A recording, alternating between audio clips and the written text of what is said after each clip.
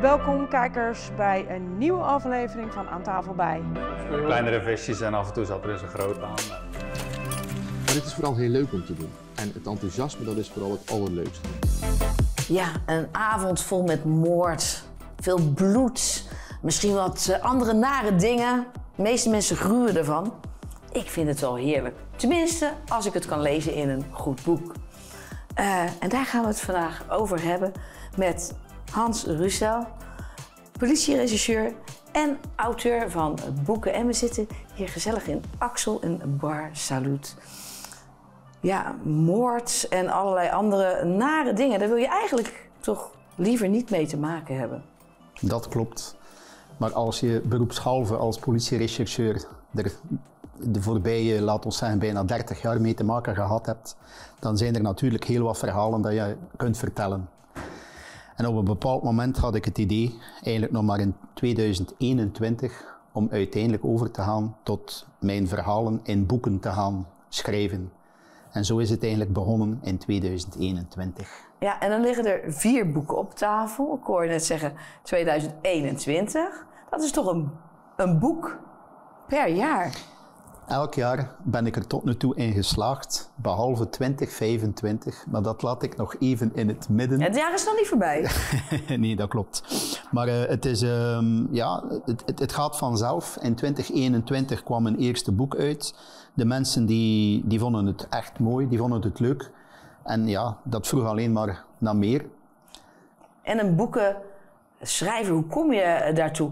Ben je dan ook een mega fan van al die boeken, dat je een boekenworm bent en zegt dat wil ik zelf ook?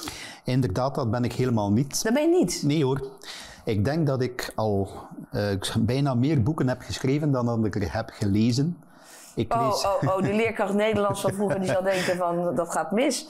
Maar het is toch heel moeilijk om een boek te schrijven? Dat vind ik niet. Ik heb er ook nooit een opleiding voor gehad. Ik heb er nooit een cursus voor gevolgd. Ik ben er gewoon mee begonnen. Ik heb ooit eens gevraagd aan een auteur van hoe begin je daaraan?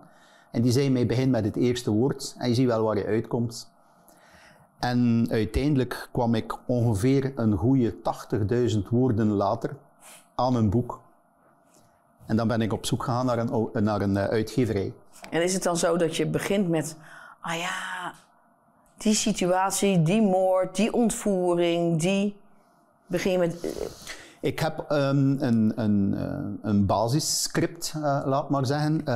Maar ik verras mezelf eigenlijk. Als ik begin, en dat is tot nu toe met alle 4 de boeken die hier liggen gebeurd, wanneer ik begin te schrijven, dan weet ik zelf niet waar ik ga uitkomen. Ik verras mezelf eigenlijk met plotwendingen waarvan ik zelf zeg van hoe kom ik er eigenlijk bij. Dus dat groeit terwijl je aan het schrijven dat klopt. bent. Nou lijkt me dat je niet alles in die boeken mag zeggen, want als je rechercheur heb je natuurlijk ook beroepsgeheim. Dat klopt. Dat is een hele goede opmerking. Het is zo dat alle situaties en personen die in mijn boeken voorkomen, die zijn dermate veranderd dat niemand zich daar kan in herkennen. Bepaalde situaties zijn volledig fictie, bepaalde situaties zijn echte realiteit, heb ik echt meegemaakt. Maar die haal ik dan volledig uit de context.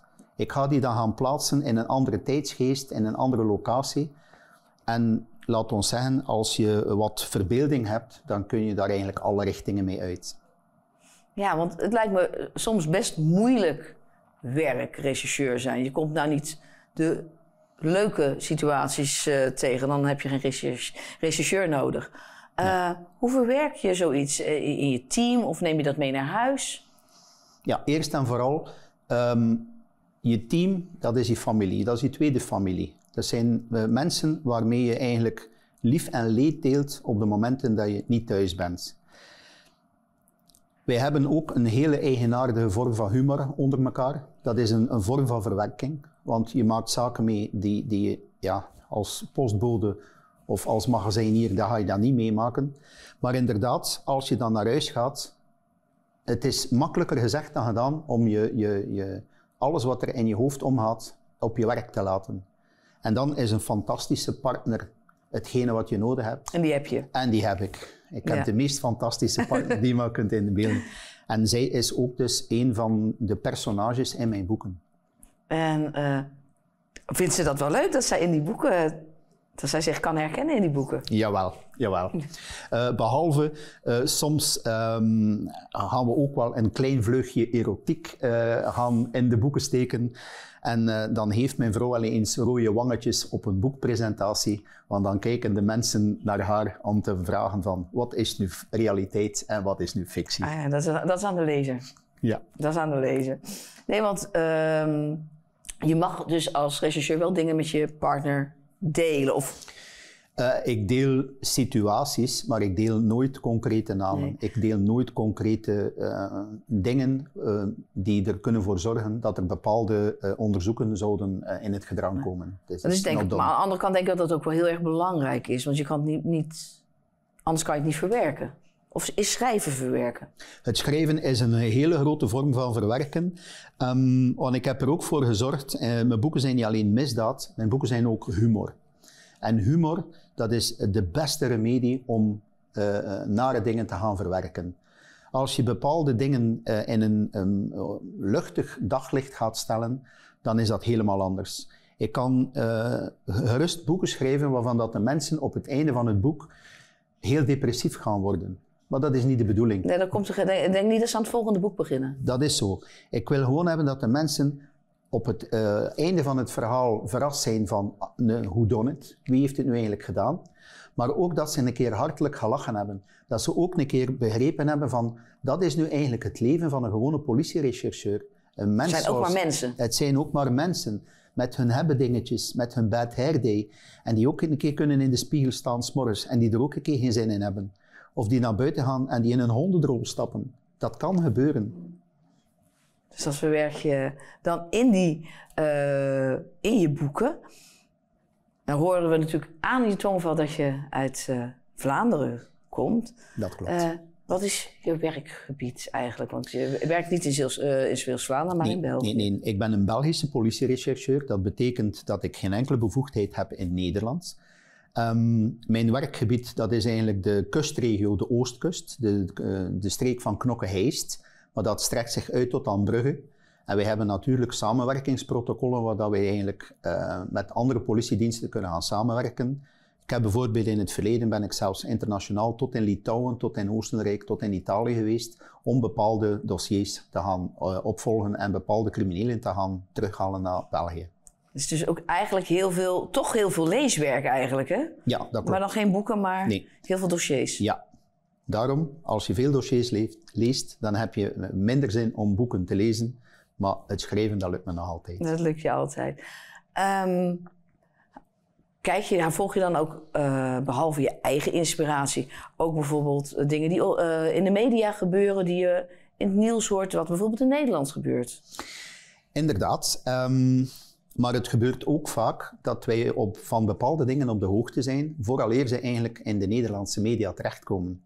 Dan gebeurt het zelfs al dat wij samenwerken met de Nederlandse collega's in bepaalde dossiers, waarin dan wij eigenlijk datzelfde beroepsgeheim hanteren, waarin er bijvoorbeeld in West-Zeeuws-Vlaanderen een heel naar iets is gebeurd, dat je dan met de buurman of je staat in het grootwarenhuis te praten en dan hoor je dat leeft bij de mensen en dan sta je daar en dan weet je, en er is een heel andere invalshoek.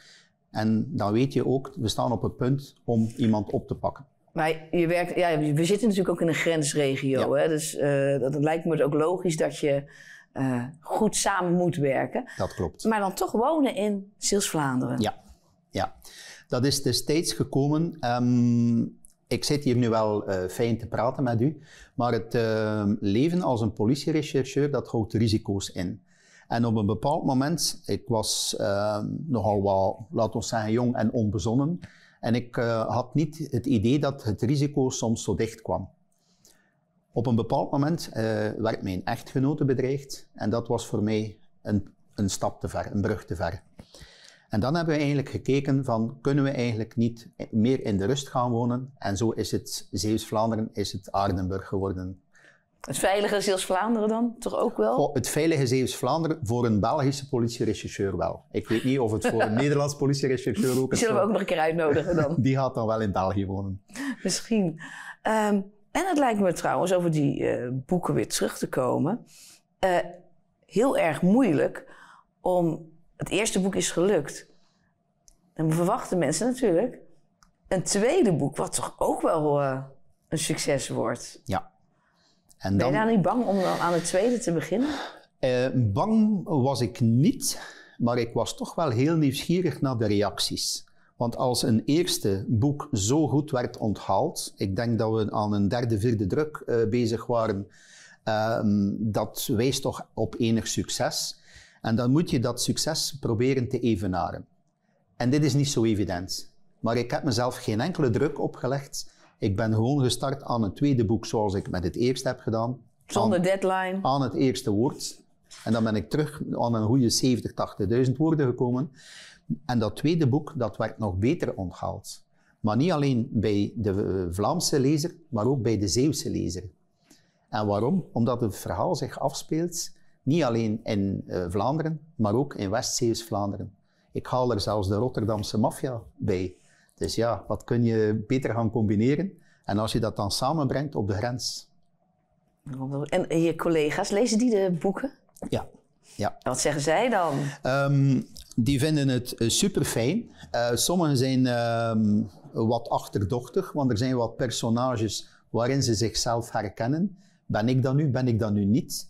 Dat is ook mijn manier om sommige, ik zeg maar, leidinggevenden ook een keer in hun hemd te zetten. Dat kan ik dan op een ludieke manier doen en dan kunnen ze mij niet kwalijk nemen. Het was de persoon uit het boek, hè? En het valt onder fictie.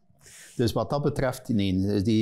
Er zijn zelfs collega's die al vragen aan mij, ja, wanneer is het mijn beurt? Wanneer kom ik op de ze proppen? komen dan niet van, mijn casus is toch echt wel iets voor in een boek. Ja, dat gebeurt. Dus er komt inspiratie genoeg wat dat betreft. Ja. Maar natuurlijk, ik heb een tientallen jaren om uit te putten. Mag ik vragen, hoe lang ben je al rechercheur? Politierechercheur ben ik iets van een 26 jaar. Voordien was ik natuurlijk politie-inspecteur. Dan ging ik de baan op, dan deed ik interventiediensten. Ik herinner mij zelfs nog, een van mijn eerste dossiers als rechercheur was een 3voudige moord. Dat is heel erg, maar dat is de natte droom voor elke beginnende rechercheur. Dat is zo. Dus dan hebben we dat ook nog tot een goed einde gebracht. Je wil echt dat ze van, nu kan ik aan de slag. Ja. En het is mooi dat dat positief was. Dat is de passie. Heb je als rechercheur ook een specialisatie? Dat je zegt van, dit past echt meer in het straatje van de ene rechercheur. En die is meer gespecialiseerd in een ander soort zaken. Want ja, het is heel breed natuurlijk. Wij merkten in het begin van de jaren 2000 dat we niet ver genoeg stonden in speciale verhoortechnieken van kinderen. Kinderen die het slachtoffer zijn van de meest gruwelijke zaken. Ik denk dat ik er geen tekening moet bij maken. En men heeft een hele gespecialiseerde opleiding, is men gestart in België. Dus zowel langs Nederlandstalige als langs Franstalige kant, om mensen te gaan opleiden die gespecialiseerd zijn in het verhoren van die kinderen. Ik ben daarin gestapt. Ik denk in 2004. Ik ben heel blij dat ik dit gedaan heb, maar dat is wel een van de zaken die mij altijd het meest gaat bijblijven als het meest intense uit mijn hele carrière. Ik denk ook dat niet iedereen dat kan. Zeker als je zelf kinderen hebt, is dat denk ik voor iedereen die kinderen heeft het moeilijkste om dat aan te pakken. Dat klopt. Maar wij zitten nu te praten met elkaar. Maar stel u eens voor dat daar een jongetje of een meisje, 10 jaar, en die op een bepaald moment gaan die hun hart luchten en die vertellen aan u de meest afschuwelijke dingen. Ik denk niet dat iedereen dat kan. Of zei je daar dan boven? Daar word je op eerst en vooral daar heel intens op getest. Ben je daar wel klaar voor? Kun je dit wel aan? Heb je wel genoeg koping om dit aan te kunnen? Dit is een heel proces dat we hebben doorlopen. Maar je merkt wel na de verloop van tijd, ik heb dit denk een 15-tal jaar gedaan, het was genoeg. Op een bepaald moet je jezelf kunnen toegeven van, hier moet het stoppen. Ik geef de fakkel door aan mensen die nog die schwung, dat elan en dat moreel allemaal aankunnen. Ja, want als ik dan hoor, niet uit de boeken, maar real life, bedreigingen, zulke soort verhoren met jonge kinderen, kan ik me voorstellen dat er ook best wel uitval of een posttraumatisch stresssyndroom voor kan komen bij collega's. Wij hebben blijkbaar, zijn wij de beroepsgroep waar het meest aantal zelfmoorden zijn, echtscheidingen, depressies. Het mag niet onderschat worden. Ik hoor vaak eens van, goh, die domme flikken, die domme politiemannen, of die politiemensen. Moest iedereen weten wat wij soms meemaken, dan denk ik dat men anders over heel wat politiemensen zou gaan denken. En dan gaat het niet over een verkeersboete of een snelheidsovertreding. Maar het gaat echt veel dieper. En dan is dus die vrouw thuis zo belangrijk. Zo belangrijk. Die thuisbasis, die ook nog eens in de boeken voorkomt. Ja. Denkt ze ook mee in het verhaal? Ja, hoor. Halverwege? Ja hoor.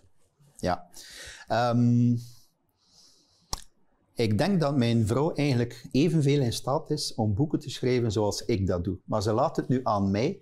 Maar eigenlijk bepaalde zaken die ik soms vergeten ben. En dat ik herinner mij bijvoorbeeld een geval dat we op huwelijksreis waren. Daar is iets gebeurd. Wij waren op huwelijksreis. Dat komt in de boeken voor. Dat zijn dan passages waarvan ik zeg van, jij bent zo'n meerwaarde, niet alleen in mijn leven en in mijn huwelijk, maar ook voor mijn boeken en voor mijn inspiratie. Ja, hoe mooi kun je het hebben? Ja, dat is allemaal geweldig. En eigenlijk moeten we gewoon zeggen, we gaan natuurlijk de boeken gewoon lezen. Je schrijft achter de laptop, denk ik. Ja. Soms ouderwets met een pen nog, maar wordt het dan ook nog eens nagelezen door iemand op taalfouten, dat is natuurlijk, stijlfouten? Ja, dat is het leerproces wat ik heb doorgemaakt. In mijn eerste boek is dit niet genoeg gebeurd. Dus in de eerste druk, die ooit misschien veel centjes gaat waard zijn als ik een beroepsschrijver ben, daar staan wel een aantal fouten in. Stijlfouten, te veel leestekens, noem maar op. Dit wordt nagelezen, maar ik kan u garanderen, doe dat nooit zelf, want daar lees je constant zelf over. Als uw partner dat doet, en ik heb mijn hele entourage ingeschakeld, maar ondertussen heb ik mensen die eigenlijk semi-professioneel mijn boeken gaan redigeren en nalezen. En dit zorgt ervoor dat er eigenlijk wel heel wat zaken uitgehaald Dus dat worden. groeit, ook dat is een groeiproces. Ja hoor, maar ook de kwaliteit van mijn boeken inhoudelijk is dezelfde. Daar sta ik garant voor. Maar ik voel dat aan mezelf dat ik groei als schrijver. Schrijver, hè? Ja. Want het is het verhaal schrijven. Ja. Dan staat er ook nog mooie foto's, mooie kaften bovenop. Daar moet je ook natuurlijk iemand voor zoeken die foto's daar komt heel wat bij heeft. Een uitgever zoeken lijkt me ook niet evident. Want iedereen zegt van, oh, er komt weer zo'n misdaadschrijver. Er zijn duizenden boeken die jaarlijks verschijnen. Als ik mij niet vergis, zijn dat in Nederland alleen op jaarbasis een 60.000-tal boeken. Als u kunt rekenen en tellen, maar dat is dan het volledige gamma. In België in Vlaanderen is dat iets minder, omdat we ook daar een stuk kleiner zijn.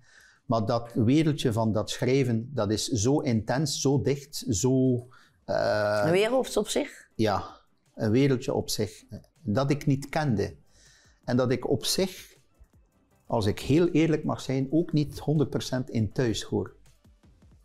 Ik schrijf... Het is toch een hele moeilijke wereld, die recherchewereld? De recherchewereld wel. Maar als je dan nog eens in het auteurswereldje ook nog eens je plaatsje moet veroveren, dan heb ik zoiets van, het is al moeilijk genoeg, beroepshalve, laat het mij nog altijd een leuke passie blijven. En ik ga het blijven doen zolang ik het leuk vind en zolang dat men mij wil lezen. Want eigenlijk, ik kan hier mooie praatjes verkopen, maar het is de lezer die beslist of ze Hans J. Ruselle in hun hart nemen of niet. Ja, dan zou ik het gewoon zeggen, beste mensen. We hebben gewoon een geweldige schrijver in Zeeuws-Vlaanderen woonde. En deze moorden worden denk ik allemaal opgelost. Ja hoor.